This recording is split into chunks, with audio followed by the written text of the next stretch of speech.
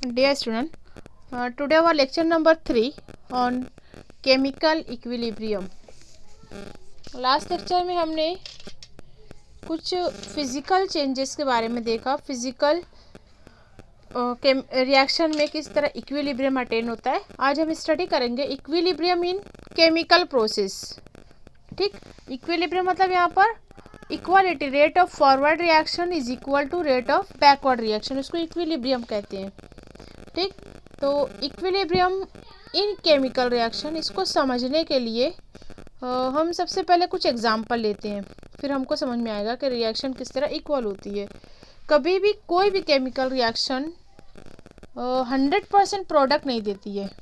पूरा जो रिएक्टेंट होता है जिसके ज़रिए रिएक्शन स्टार्ट किया जाए, और इसको कहा जाता है स्टार्टिंग कंपाउंड. रिएक्टेंट्स कन्वर्ट होता है प्रोडक्ट्स में,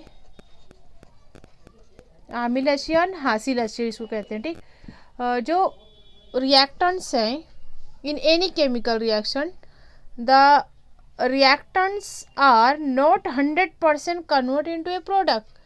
तो फिर क्या, ये प्रोडक्ट के साथ साथ कुछ बाय प्रोडक्ट भी मिलते हैं. राइट, बाय प्रोडक्ट मिलते हैं जिसकी वजह से रेट ऑफ रिएक्शन होती है, कुछ फास्ट है कुछ स्लो है. ठीक, बट देयर कॉन्सेंट्रेशन, जब हम कॉन्सेंट्रेशन की बात करते हैं, कॉन्सेंट्रेशन इज नॉट चेंज और नॉट स्टॉप. ठीक है, कॉन्सेंट्रेशन चेंज नहीं होता, डू नॉट चेंज. उसका कॉन्सेंट्रेशन नहीं चेंज होगा, जितना हमने रिएक्टेंट लिया तो उतना प्रोडक्ट मिलता है. ठीक है, तो यहाँ पर हमको देखना है, एक एग्जांपल मैं लेती हूँ. N2O4 for example, N2O4 in gases state. ठीक, डाई नाइट्रोजन टेट्राऑक्साइड, ये रिएक्शन करता है और बनाता है ट्वाइस NO2 गैस. ठीक है, reddish brown gas, reddish brown nitrogen dioxide gas. और ये जो है N2O4 that is a colourless. Okay, ठीक. अब ये रिएक्शन कैसे हुआ हमको किस तरह समझ में आएगा. तो इसको हमको लेना है एक फ्लास्क में. ठीक, राउंड बॉटम फ्लास्क में इसको हम लेते हैं. ये जो गैस है कलरलेस है. ठीक, दोनों पे तो गैस है, प्रोडक्ट भी और रिएक्टेंट भी, या कॉर्क के ज़रिए इसको हमको फिट करना है. तो N2O4 ये गैस कलरलेस है. ठीक, तो जब स्टार्ट में देखते हैं कि ये close flask, round bottom flask में हमने N2O4 ले लिया. ठीक, धीरे धीरे वक्त गुजरने के साथ साथ ये थोड़ा सा इसका कलर चेंज होता है, light colour change. Then afterward it give reddish brown colour. मतलब शुरू में इसमें कलरलेस गैस थी, लेकिन बाद में हमने देखा कि इस गैस का कलर चेंज हो गया है. मतलब वो क्या बन गई है, NO2 गैस बन गई है, नाइट्रोजन डाइऑक्साइड गैस बन गई है. ठीक, अब क्या होता है, that is A brown colour. Okay, यही गैस वापस से N2O4 बना देती है, क्योंकि ये ट्वाइस है. ठीक, N2O4 ये भी गैस बनाती है.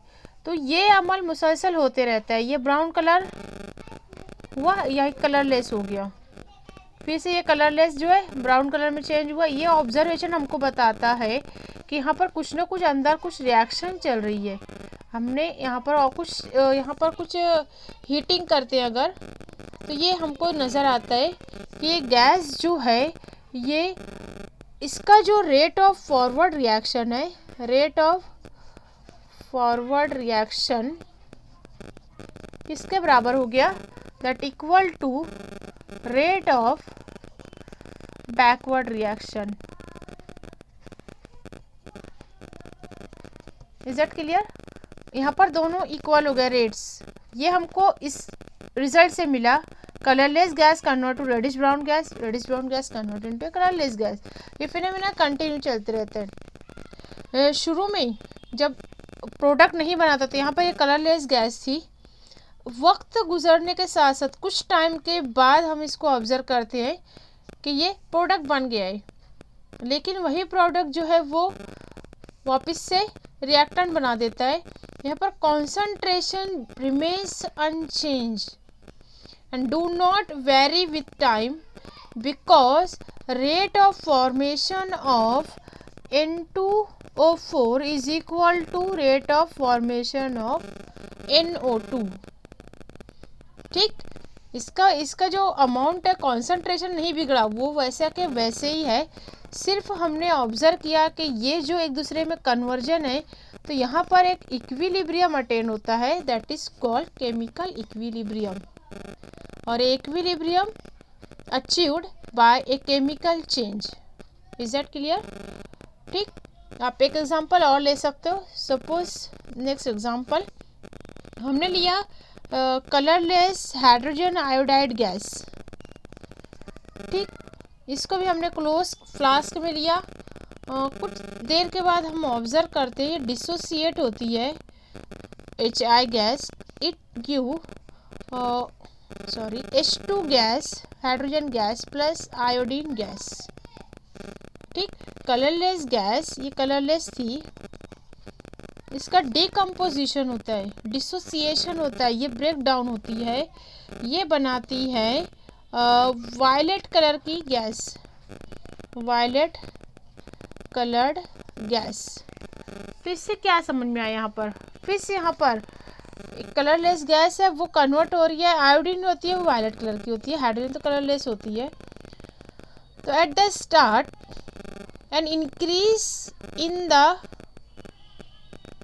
Intensity of this colour gas. ठीक, शुरू में हमको दिखाई दिया कि यहाँ पर ये कलरलेस है, यहाँ वायलेट कलर की गैस तो बन गई है, लेकिन कुछ टाइम के बाद ये जो है कलर जो है वापस कलरलेस हो जाता है। ठीक, यहाँ पर हमने क्लोज कंटेनर में लिया, इसलिए ये बाहर जो सिस्टम में या सराउंडिंग में से कोई कन्वर्जन नहीं हो रहा है। ठीक, hydrogen iodine with their concentration are constant all over the process during the reaction। यहाँ पर हमने ये रिजल्ट निकाला कि the rate of decomposition of HI becomes equal to the rate of combination of H2 and I2। ठीक, तो इसको कहा जाएगा they attain the equilibrium, और at equilibrium no change is observed and both reaction continue to occur। ये continue होने वाला process है, हमको नज़र नहीं आता। हमने यहाँ पे कलर से ऑब्जर्व किया कि गैस एक दूसरे में डिकम्पोज हो रही है। पहले तो कलरलेस गैस है, बाद में उसको ब्रेक डाउन कर देती है हाइड्रोजन और आयोडीन गैस में। ठीक, this are done by in close container. तो यहाँ पर ये रिएक्शन कहलाएगी, पहले हम जब देखते हैं ट्वाइस HI गैस, ये पहली रिएक्शन कहलाएगी conversion of H2 gas plus I2 gas। This is called forward reaction, but this is reversible। यही H2 गैस जो है और I2 गैस जो है ये कंबाइन होकर ये बनाती है twice HI। This is a colorless, this is called a backward reaction, this is called a chemical equilibrium और equilibrium in chemical process. Is that clear? यहाँ पर आपको समझ में आ गया होगा दोनों एग्जाम्पल में। तो अब हम इसको डिफाइन किस तरह करेंगे? What is the equilibrium? When there is no further change in concentration, when there is no further change in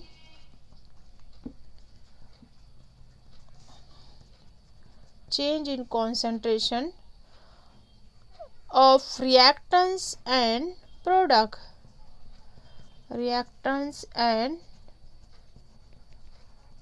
products, okay, we say that the reaction has attained equilibrium। okay, with the rate of forward reaction and backward reaction being equal. With the rate of, मैं short में लिखती हूँ, forward reaction and backward reaction being equal. ये कब होगा? जब दोनों के रेट इक्वल होंगे, अदरवाइज इक्विलिब्रियम अटेन नहीं होगा. ठीक है. It is a constant temperature और there doesn't change on their molecules, number of molecules और देयर कॉन्सेंट्रेशन में कोई फर्क नहीं पड़ेगा. This is called chemical equilibrium. अब हम इसको एक ग्राफ के जरिए और अच्छे से समझते हैं. First we see that the graph for formation of N2O4 by twice NO2. देखेंगे यहाँ पर पहली ग्राफ हम लेंगे this concentration versus time, concentration versus time. Okay. क्या होता है जब हम स्टार्ट करते हैं रिएक्शन, तो यहाँ पर N2O4 का कॉन्सेंट्रेशन हाईएस्ट है एट द टाइम इज 0. ठीक. जैसे जैसे वक्त गुजरते जाता है इससे कॉन्सेंट्रेशन कम होते जाता है, फिर ये प्रोडक्ट में तब्दील हो गया. ठीक. This is the N2O4. Okay. This reaction is called a forward reaction. Forward reaction. Okay. शुरू में हमने देखा यहाँ पर rate of reaction, concentration of N2O4 is maximum at time is 0. जैसे जैसे टाइम गुजरता गया ये प्रोडक्ट में तब्दील हुआ, यहाँ पर ये कांस्टेंट इसमें आ गया. ठीक. That call A forward reaction. It is a constant. यहाँ पर ये कांस्टेंट हो गया. ठीक. अब हम जब ऑब्जर्व करते हैं NO2, अब जब ये यहाँ पर टाइम गुजरने के साथ कांस्टेंट होता है, NO2 क्या होता है? That as it this point NO2 उसका बैकवर्ड रिएक्शन का है. ये टाइम के गुजरने के साथ साथ इसका कॉन्सेंट्रेशन जो है वो डिक्रीज होते जाएगा एट, इसको 0 से लेना है आपको, 0 time is 0. Okay. This is for nitrogen gas, nitrogen dioxide. It is A backward reaction. ठीक. ये फॉरवर्ड रिएक्शन है. Rate of formation of NO2, यहाँ पर NO2 बनता है, जबकि यहाँ पर NO2 जो है वो ब्रेक डाउन होता है, कंबाइन होता है, दो मॉलिक्यूल यहाँ पर ये बनाते हैं N2O4 इस पॉइंट पर एट द टाइम 0. मतलब यहाँ पर ये जो है ये कांस्टेंट शो करता है. इस that point is showing A equilibrium. अगर हम इसको इस तरह ग्राफ बना देते हैं, पॉइंट बना देते हैं, तो ये पॉइंट कहलाएगा equilibrium. Equilibrium is achieved. Okay. यहाँ पर इस पॉइंट पे इक्विलिब्रियम हमको मिलेगा. सेम इसी तरह हम दूसरे रिएक्शन के लिए लेते हैं हाइड्रोजन एंड आयोडीन. तो सबसे पहले हम देखेंगे कि या फिर हम इसी का हम रेट ऑफ रिएक्शन निकाल लेते हैं for forward reaction. This are the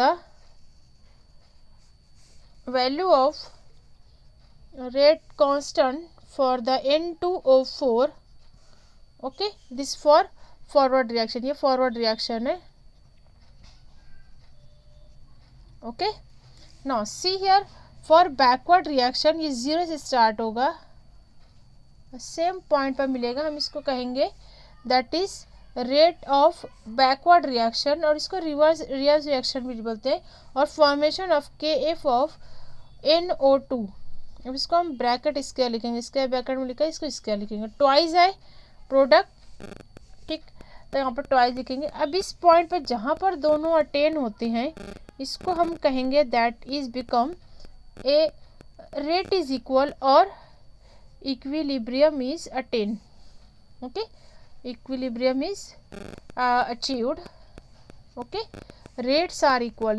इस पॉइंट पर क्या होंगे? Rates are equal, okay, this is concentration, और यहाँ पर हम ले लेंगे रेट विथ टाइम। ठीक, ये रेट के लिए के एफ की वैल्यू होती है, हम ये आगे के लेक्चर में पढ़ेंगे कि इसको इक्विलिब्रियम कांस्टेंट कहा जाता है। ठीक, इसको हम आगे इसमें डिटेल में देखेंगे। ठीक, यहाँ पर ये पॉइंट कंप्लीट होता है कि what the equilibrium in chemical process. Okay, in this lecture we study that law of mass action and the equilibrium constant. Okay, thank you.